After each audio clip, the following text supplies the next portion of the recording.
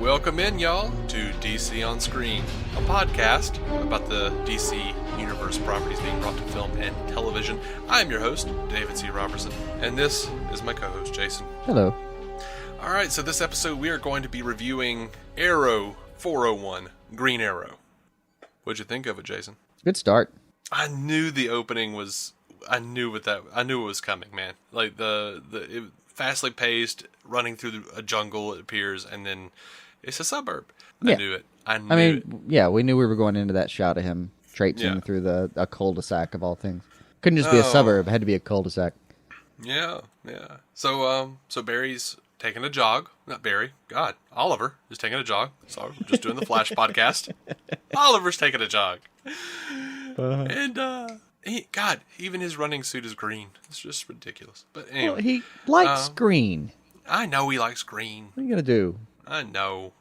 So he's taking a jog and he gets back into his house. He's like grinning and saying hello to people outside. It's all very suburban. Yeah, man, he's got great cardio though too. Because it looks like he's been running for a few miles, and they're saying hi. Just no sense of him being out of breath. Hey, how you doing? Yeah, and they did this joke a couple of times. I forgot what it was like to run without people shooting at you. Yeah. All right. We got it the first time, Ollie. Yeah. All right. He even has another line where he's making some really mundane sounding plan.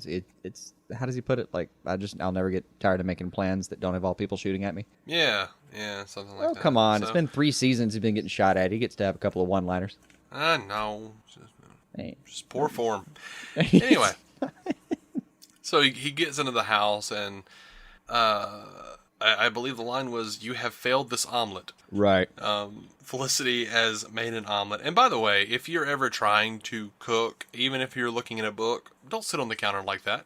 No. I mean, she was cute as all hell. She was. Yeah, it's great staging. Poor cooking. Yeah, great staging. No way for you to actually make food well in that position. Poor cookery. And, I mean, she did. She was cute as hell. Looked like she just was ripped out of like an ad from the 1950s. Oh no, it was an idyllic as it gets. Yeah. Yeah, I mean that was like a pinup shot. And the thing is, though, I'm not sure she ruined the omelet because she's bad at omelet. I'm pretty sure she wasn't paying attention. She's over here reading a magazine and like lightly stirring an omelet. No, I'm pretty sure that was a cookbook. Was it a cookbook? Yeah. Well, do the research then before you try to make the omelet. Don't read it in mid. Right. Right. And she pours it on top of like 8 omelets. So apparently she can't get that right. Girl can hack a NASA satellite from a Samsung phone, but she can't cook an omelet. Right, and actually, we have fan feedback from Bethany on that.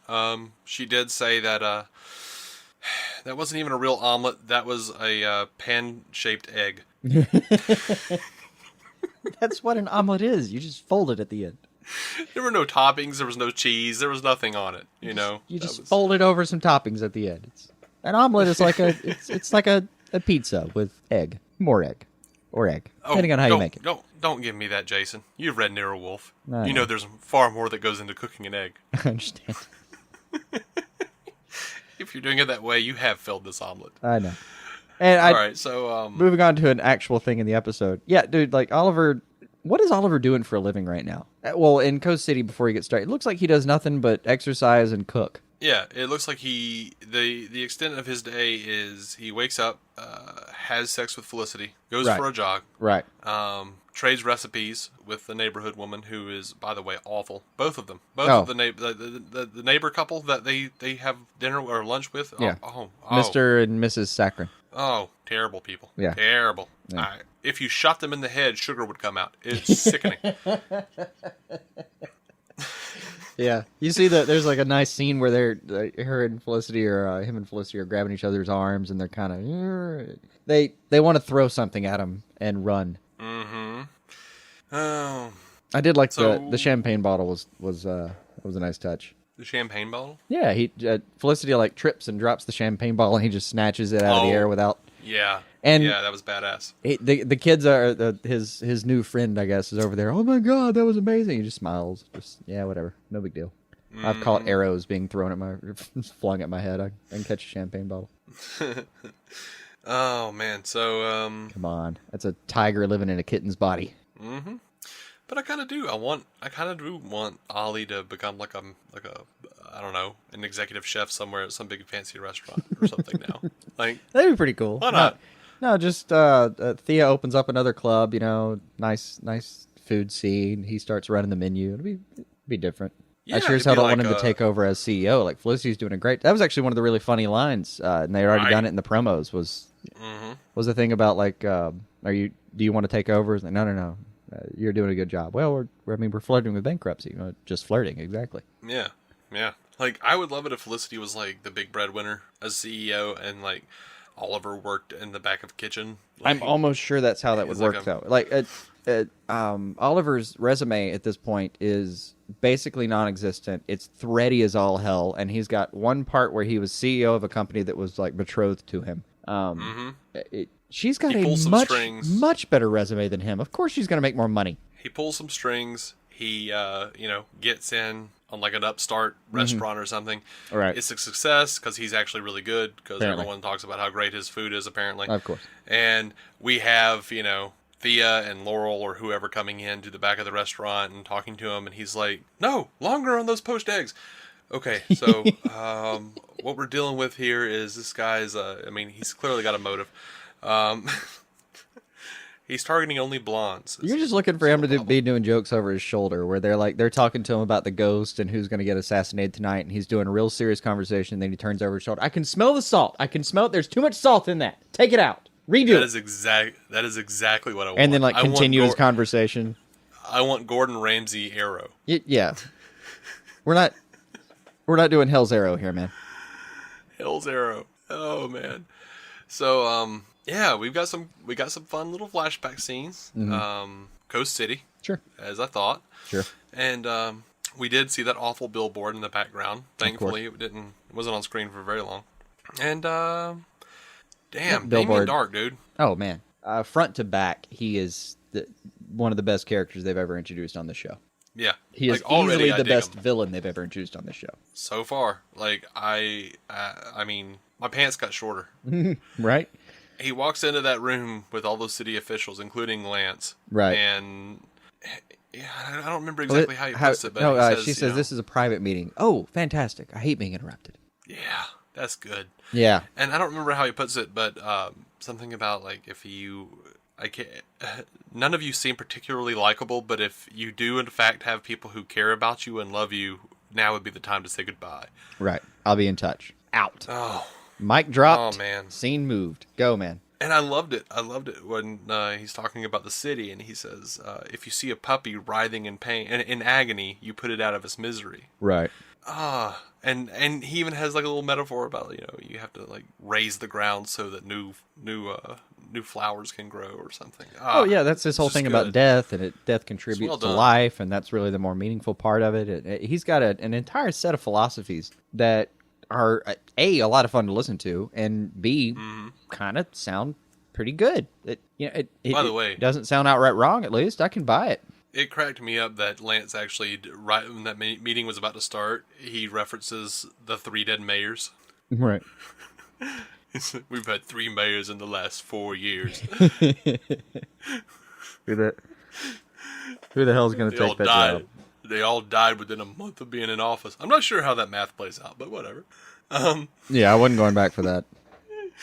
Now, when they finally get to Thea and Laurel show up and pull the cock block of a century, because that looks like a good ring and a great souffle, and they've cheated. It's hard to pull off souffle. It is. I mean, apparently I've watched enough Master Chef to know that it's hard to pull off souffle. But apparently he could do it.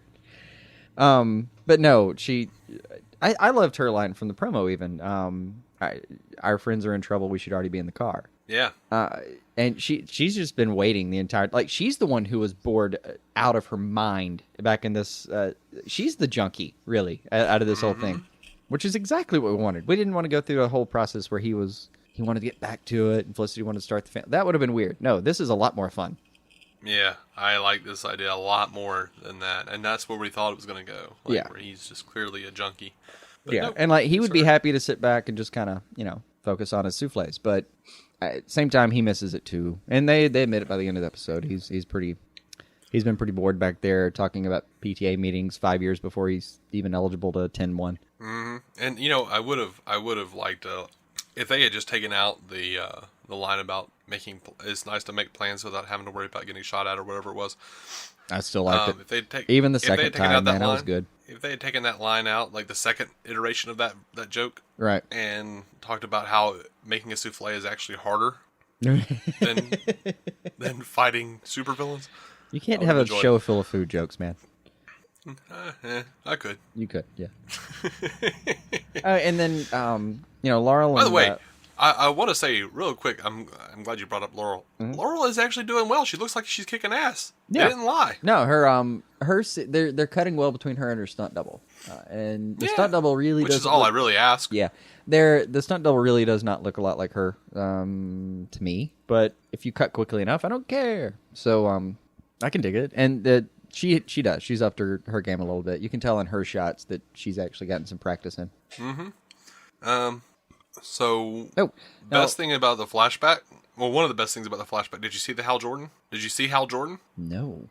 It's the scene where it's at the very beginning of the scene where Waller and Ollie are at the bar. They do the crossfade in, and it fades into a guy just standing right in front of the camera. All you can see is his chest, his flight jacket, and it says Jordan on the jacket, and it pans right past him, and he goes to walk away, and then we pan into Oliver and Waller. That's it. You don't see his face. That is pretty amazing. Yeah. I'm gonna be letting the episode play in the back now just to see that. I have to see that. Yeah, I had to rewatch the scene because I just immediately started squealing and going, Hal Jordan and Ollie are in the same room. They're in the same room. They're in the same room. They're in the same. So you just lost the next minute of what was happening. Yeah. That's fair. Yeah. Hold on. And Got it. Kind of had to leave it play and had to go and excitedly get up and go get a drink and go back. So just as they're at the beginning of the bar scene, and I'll be damned, that is a flight jacket, and that name says Jordan. Yep, that's it. Buddy. Giant ass flight jacket. He's clearly got a USA badge on the side, and that says Jordan. You know what? No, I meant to. You guys are dicks. They are. I'm talking to the producers now, obviously. But you guys are dicks. You're going to talk about there's a ring in the first episode. Yeah, the ring is the centerpiece of the first episode. And you're going to show me a Coast City billboard with a bastardization of the Green Lantern, what do you call it? Mantra? I don't know. Yeah. And then you're going to show me Jordan. An actual Jordan in a... No, come on, man. Yeah, no. That's cruel. I I did like Amanda Waller a lot more than I previously liked her. She was static for me. She was there. She's kind of fun. She's about the same as she always is. In another... well, all right. We were worried about Diggle, right? The Diggle arrow split. Yeah. We didn't want that to be just something that hung on forever. Well, something I'm liking is, Diggle's wife, she who was kidnapped, is the one saying, "Dude, She's come on, man, Ollie. get over it." Yes, apparently in this episode at least, it's all the girls that are actually driving the story this time. I know. Hell I really yeah. dug that. She tells Diggle, if Oliver Queen always made the right choice, he wouldn't need you. Right. Now, I mean, later, while they're working together, Diggle's just pissy, man. He's mean. He said some horrible shit to Ollie, dude. He's like, that's why you fit in so well with the League of Assassins. You can't comprehend trust or love. I'm like, dude, you are a piece of shit for saying that to Ollie. And right before he completely rips him down, there's just Ollie saying, come on, I'm just looking for a way in. And he promptly shuts the door on his foot. Mm-hmm. I did like the scene. He gets down there, he starts calling shots, and everyone just looks at him. Diggle kind of tells everybody to go home, pretty much. And Thea, of course, okay, I'll hit the streets. Don't worry about it. Mm-hmm. Entirely different dynamic. Something's wrong with Speedy. Something's wrong with Speedy. She is. I like how much she's enjoying being, she's enjoying the adrenaline too. Mm-hmm. And keeps talking about that. You got to wonder, though, where does that get us with Constantine? How far does that story go before episode 5? Yeah, I don't know, man. Oh, man. But she's clearly different than she was before the Lazarus pit. Yeah, I'm pretty sure that's for the best so far. I've enjoyed her more so far than I have in the previous seasons. Now, by the way... Oh, yeah. Sorry, go ahead. You do your way first. I was just going to say, they really do name drop. There's a lot of backstory and a lot of name drops for Cord Industries. I was exactly going to say Cord Industries. That was literally my by the way, too. Holy shit, does Ted Cord exist somewhere? I know, man. Like they gave a lot of backstory, a lot of name drops. It's almost too much Yeah, I mean, he's become a real for a character company somewhere that won't matter or that we won't get the rights to do this show. Right, right. Now they do. They stake out the abandoned Cord Industries warehouse. They find Damien Darhk killing his weakest link henchman with magic. With the manipulation of primordial energies or some crap. I don't know. He's scary. Yeah, he said some shit about like the tethers that God used to create the universe or something. It was something weird. Like, oh man. I don't know what he's up to. Don't know what he was doing with that weird little ancient statue. No idea. All I know is he is absolutely scary, and it's fantastic. Terrifying, and it's amazing. He's so sure of himself, and he's got that much power. This is going to be fun. This is going to be really fun. Yeah, it's going to be fun. And swatting arrows out of the air, tossing them back at him. By the way, is it just me, or did Diggle get ridiculously ripped over the summer? Oh yeah, he's good. He's doing great, man. He looks bigger almost than filled he's out ever that helmet. been. Like his head's gotten smaller though. Like he lost a lot of like the little like baby he didn't fat lose head weight. He around just his. looks bigger. Head looks did. tiny. No, now. No, when they go and do that flashback of him talking to his brother, or no, him going and talking to Deadshot about his brother. Oh, I miss Laden. Like look at his jowls, man. He's got a little more. He's got more meat around his neck and his face. I think just he's bulked up enough that the muscles are pulling the rest of the skin out of whatever they can. Maybe so, man. To cover it. But dude, like that dude's arm. No, it's giant. Was like half of one of me. Yeah, no, it's and I'm a the big size dude. of my leg. Still doesn't make that helmet look any less goofy. It's gonna take some getting used to. I'll be halfway through the season before I stop noticing that helmet looking weird. I found a new reason to hate the helmet. Oh God, why? Like, hey, nice helmet there, Diggle. Do you think that people can't shoot you in the back of the head? Is the back of the head not covered? It's not covered at all, dude. Aww. It's not covered at all. Oh, I didn't even see that. It's like a strap that goes around the back of the neck, and then like his head is just like. Well, it was more to protect his identity, I thought, than anything. Yeah, it is, but I don't know. That's just a whole lot of dumb. If you're gonna have a helmet that protects your face, why not just wrap the bitch around and? Yeah, I mean, I was on the fence about whether I was even going to mention that. I mean, hell, all of them run around with hoods on. It's not like any of them have proper protection. Yeah. Now, something we have to look forward to is apparently more time on Lian Yu. I know, and I loved that so much. You like it? You weren't looking forward to Russia flashbacks, but somewhere in the news that came out, somewhere the producers were talking at some point, I think it was Amel that said people think it's going to be Russia, and then they kind of laughed at it, and I thought, oh, fuck, I was one of those people. Amel just laughed at me.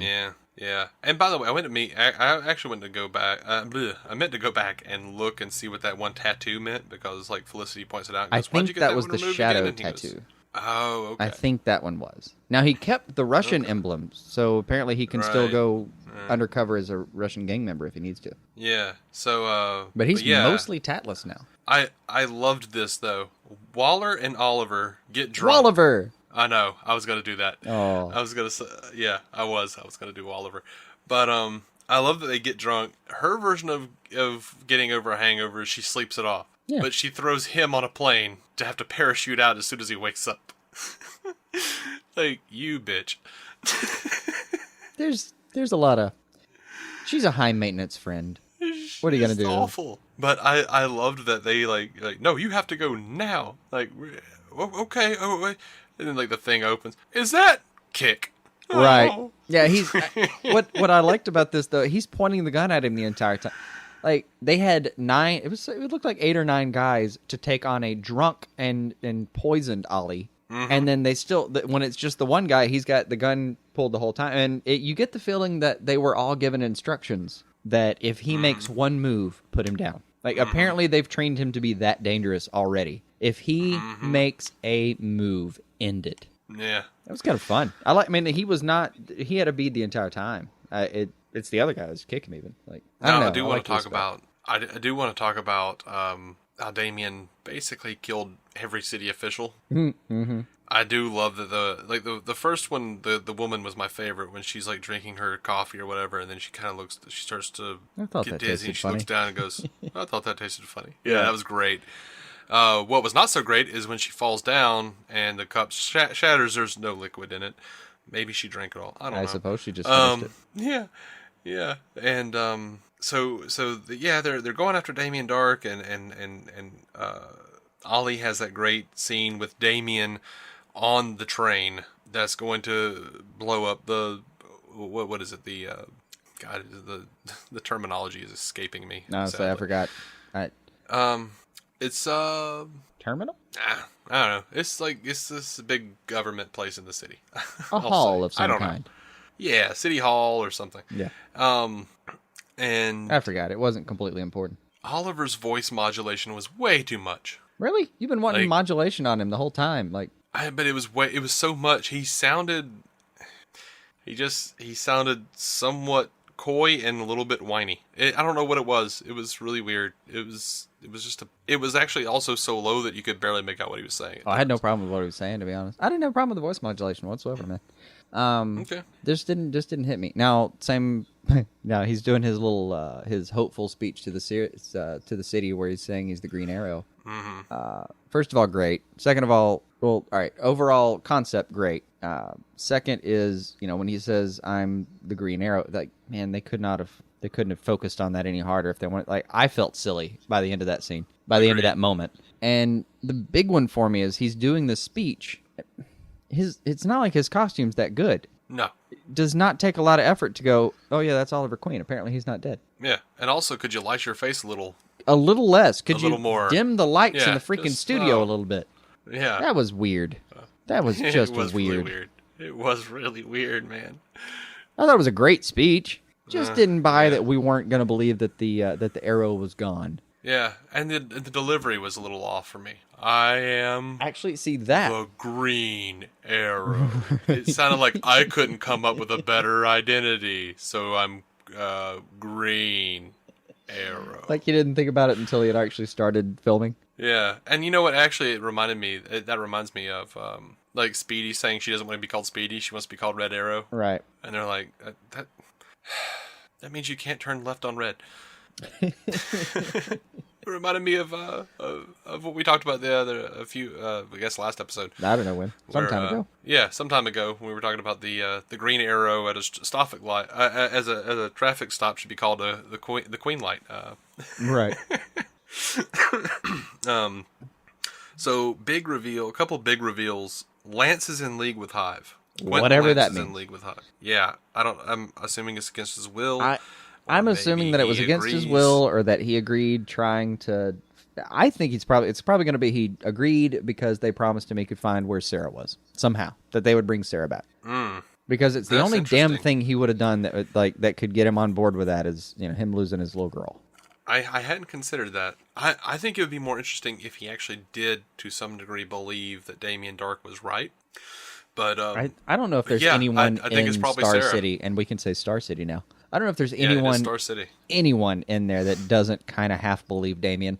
Mm-hmm. Apparently, everyone who lives there now are just the people who are either too lazy or ill-equipped to actually move. Mm-hmm. Well, I mean, same with Gotham, man. I mean, come on. Yeah. But there's even they're driving in, and there's a really, I thought it was an extremely poignant moment where Oliver just kind of in the back of the limo just kind of looks and goes, do you ever wonder what it was we accomplished? Because dude, the city looks like shit. It's been 3 years. What did you pull off? Yeah, and they do mention it in that little city council meeting where they're talking about like people are leaving Star City in droves. Right. We need people here. We need their money. Right. We need an influx of cash right now. So we get one big final scene with right after the Lance revelation. Mm-hmm. We get one more scene with Felicity and Oliver in the old Thea apartment. The ring. Like, how terrible are you at hiding a ring, dude? Yeah, seriously. I mean, like Bethany pointed this out as well. Like, it's on the side of a bowl. It looks like put it on the bottom of the bowl. She's like, you put it on the side of a transparent bowl that was full of transparent objects. Right. At least on the bottom, you might not glance at it at the right angle. Right. You could. Does he not have like the back of an office drawer somewhere? Or... I know. Oh, by the way, hold on. Before we get into the big one you're talking about, real quick. Mm-hmm. Felicity going behind Oliver's back and working with the team, I was completely 100% happy with. Yeah, me too. And then their whole conversation where she's trying to explain herself. It's like, what'd she say? I'm pretty sure silent Oliver is scarier than yelling Oliver. I didn't know that, but I'm pretty sure. Yeah, something like that. But I like that he was like, I'm not even mad that you lied to me. I'm just mad that you didn't tell me that you were unhappy. Right. They have they have a it's pretty well-adjusted relationship so far. I know. It's pretty amazing. I'm happy with them. I had to bring that up before we get to the part you're going to. Yeah. So they fade directly from Lance to them, and then from them to the ring and the bowl, and then fade to a graveyard. Oliver standing at a gravestone. It says 6 months later. Mm-hmm. Barry Allen shows up, speeds up. He looks really broken and says, I'm sorry I was late. And Oliver says, Zoom. Right. Yeah. Which, already I'm just so excited right. about that. They're kind of aware that they have their own problems, you know. Because you can imagine Barry's kind of doesn't want to call Oliver sometimes because he's going, he's a little dark right now. I may need to deal with this myself. Right. And really great that Oliver, like, we don't know who this is. Mm-mm. They clearly want us to believe it's Felicity, so I'm going to go ahead and guess it's Quentin Lance. At the very least, I'm willing to guess it's not Felicity because they're just too sure of themselves. Right. They played it up way too much like that was the case. Right. But Oliver, in a very well-adjusted manner, says, there was a time when I would have thought this was my fault, but now I know that it's not my fault, it's my responsibility. Right. Okay. That one leads you to Lance. Right on. Right. And, Barry says, what, is there anything I can do? He's like, I just want to be left alone. Cool. He runs away. Now, you know who I think it really is, though? I'm going to take another guess just because. And there's just as much going I think it's Thea. Oh, that would be good, wouldn't it? I think it might be Thea. That would be good. Now, it does end with exactly, it's my responsibility to do what? To end it. I'm going to kill him. Right. There we go. There's the homicidal Oliver you wanted, buddy. Yep. I'm so excited about that, too. Mm-hmm. And at this point, you're right. It could be Thea. It could really be Thea. And now, importantly, though, Wendy Miracle and Mark Guggenheim just came out and said they don't know who it is. They don't know who's dead. I'm calling bullshit. Well, the way they put it, they said they were still planning out the season, and they wanted to make sense for the characters, and they wanted to mean something for the characters, so it would mean something for the audience. They also said they wanted to bring back stakes to the show. So I'm guessing there's not going to be, they might destroy the Lazarus Pit or something, but they didn't want to have to. I think Constantine's going to destroy the Lazarus Pit when he's done. He might. I think that might be how that works out. And I agree, they need to bring back stakes. Or they see how it affects Speedy and they decide, oh, that's a terrible idea. Right, burn it down or drain it, whatever you do. I'm calling complete bullshit. There's absolutely no... I mean, the way they phrased it, it sounded like, well, we just put a tombstone up there. We'll figure out who it applies to later. Bullshit. Right. Even if you don't know exactly who, you know it's between a couple of people. You have an idea, and you're going to wait to see which one you're feeling better about at the time, but you have an idea who's going to die, even if you're not completely already scripting it and filming it. It almost seems, the approach they're taking almost seems counterintuitive, because most of the time showrunners very much want people to believe that they have it all planned out. Yeah. Normally you don't just kind of hang around and, wait for them to figure it out too. And I mean, the funny part is, though, if you're not looking into shows that deeply, you do that all the time and you don't know it. You'd be amazed how many season premieres are shot with absolutely no idea how that season ends. Oh, yeah. They gave themselves a lot of time. Like 6 months from now, for instance, is April? Yeah. I mean, the finale will probably be in May. Yeah. They're giving themselves until like episode 17, 18 to figure that out. Now, I mean, we've seen TV shows who did it really well and TV shows who didn't do it so well. Having a plan. So I'm not saying that they should have a plan or should know who they're going to kill off right now. I mean, if you look at the ending of How I Met Your Mother, God, what a disappointment. And they had that shit planned out for season 2. Right. But at that point, the characters had changed so much that the way for them to stick to their plan as they did, they had to revert the characters back a fair amount, and it didn't seem true to the characters anymore because they had to revert them back to season 2. Their season 2 versions. Right. You had to undo so much to make it work that you really should have just picked another mark. So they just screwed 7 years of character development out right. for a payoff they thought up in season 2. Right. For a 7-year-old idea. But then you have a show like Lost where they wanted you to believe they knew everything, and then the end comes and you're like, so you never planned to give us those answers. Right. Nope. Yeah. You bastards. Also, and what was that if you're shit with the cork? I don't know. if you're a different kind of fan of Warner Brother properties, that's what Rowling did, I believe, as well. She has no idea what happens to Potter. Yeah, so... I really like this at the very end. Like a quiet moment between Barry and Oliver. And I'm pretty sure the timing of that photo he released, it could be this shot. I mean, they're in the same kinds of clothes. It could be from this scene, or it could be that they've revisited this scene while they're filming. So we're going to come back to this graveyard later. Mm-hmm. I think it's probably the latter. I did like the rapport, though, with them. Just Oliver, can I do anything I can do? I want to be left alone. Barry just says okay and runs away. Like, there's no push to it. They've got a pretty good relationship. I like it. I like that. That is a dude's friendship. Yeah. If I've ever seen one. Right. Like, just... That's bro love. That's a man's friendship right there. Need anything? Want to be left alone? Cool. Talk to you later. Not even a goodbye. Just okay. And he's off. And he's off in a way that only Barry could be. Like, if you want to be left alone, the Flash can take care of that real quick. Yeah. And hey, it was kind of perfect. I really liked that. I did. Now, I mean, I wasn't expecting that scene, and the fact that they claim they don't know who it is pisses me off to no end. But I think you're right. I think Quentin's gonna strike a deal with Damien to resurrect Sarah. I think Constantine will wind up destroying the Lazarus Pit, and that part of the plan. Like Oliver is going to realize that Quentin got in with Damien for this reason. He's going to have Constantine destroy the Lazarus Pit after they actually fulfill that part of the bargain. Mm-hmm.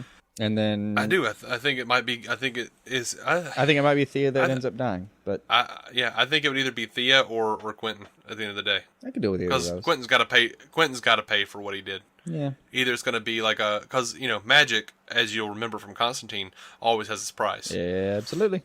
So take away Thea. So Thea's for Sarah. The one that would be the most likely. I mean, that and or Quentin for Sarah. Don't get me wrong, could be Laurel, but why? They haven't led up to that in any way. Well, Quentin is the one that made the deal, so I would assume by the Constantine rules that it would probably be him. Right. That's the main thing I'm thinking. Yeah, that part. And the same Constantine rule applies, though, to Thea, where there have to be consequences for her, too. So we'll see. Hey, that's enough guesses, I think, for us to at least just see how it plays. Well, hold on. Another reason I think it might be Quentin more than anyone. Okay. He was the one who didn't get killed. Oh. Like, Damien went after him. Damien sent his hive goons after Quentin. Right. And Laurel intervened. So yeah, but in that way, Oliver's not going to feel as responsible for somebody like Darhk trying to assassinate city officials as he will be for Thea being involved in that entire process. Mm-hmm. His sense of responsibility indicates to me sister did. Okay.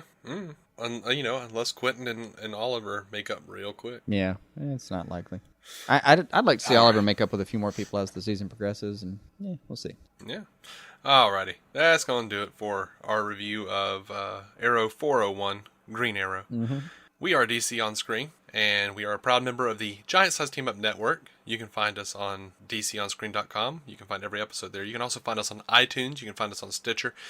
We're on Facebook as well. If you want to listen to a Marvel podcast that's very similar to ours, go check out our friends Matt Carroll and Jeff Randall at the Marvel Cinematic Universe Podcast or MCUcast.com. And, if they release enough news, we'll come back with a news episode later on in the week. And if they don't, we'll see you next week. We'll be going into the reviews for all these next episodes. It's pretty sparse out there for news right now. Yes, it's pretty sparse. So, until then, keep some DC on your screen.